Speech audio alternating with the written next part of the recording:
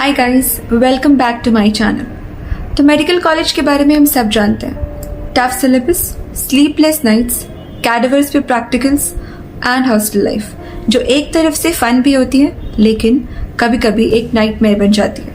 आज मैं आपको एक ट्रू इंसिडेंट बताने जा रही हूँ जो मेरी एक दोस्त की बहन सना के साथ हुआ था।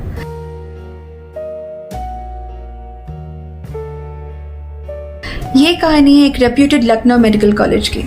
सना एक ब्राइट स्टूडेंट थी। MBBS फर्स्ट ईयर में एडमिशन मिला था।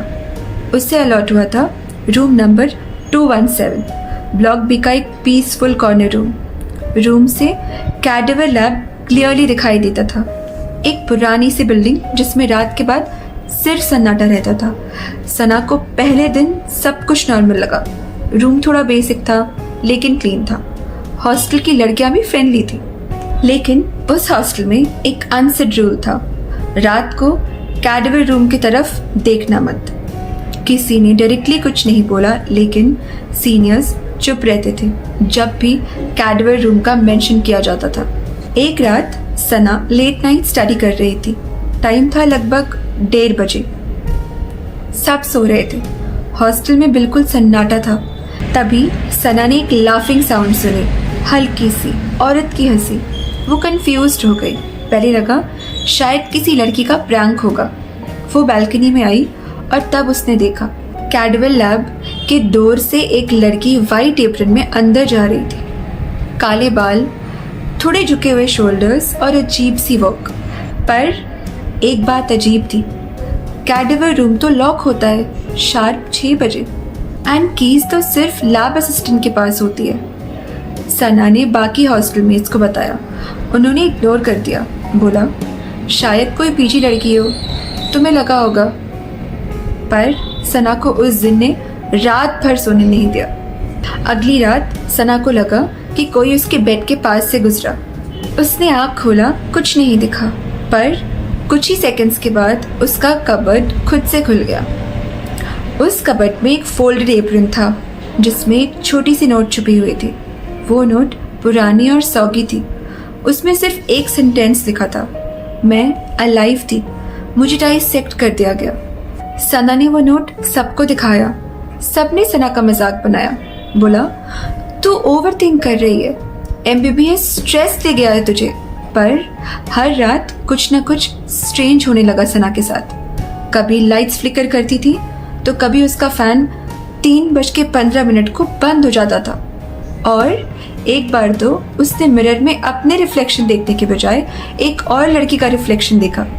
एक दिन सना को अपने कबर्ड के अंदर एक डायरी मिली, पुरानी और धूल से भरी हुई। उस डायरी के फर्स्ट पेज पे लिखा था, Neha, roll number 21, batch of 2020। Diary में लिखा था, मैं पास होने के लिए किसी भी लिमिट तक चली गई। कैडेवर मुझे देखते थे जैसे वो जिंदा हो। एक दिन मैं खुद को उनमें से एक बनते देखने लगी। और लास्ट पेज पे लिखा था, मुझे याद रखना, मैं यही हूँ। तब सना समझ गई कि कुछ तो सच्चाई है इस चीज़ के पीछे। उसने सीनियर से कन्फ्रंट किया। तब एक लड़की फाइनल ईयर की उससे अलग ले जा करके सच बताया। वो बताती है कि 3 साल पहले एक स्टूडेंट थी, नेहा शर्मा। ब्रिलियंट थी लेकिन ओवर कॉम्पिटिटिव।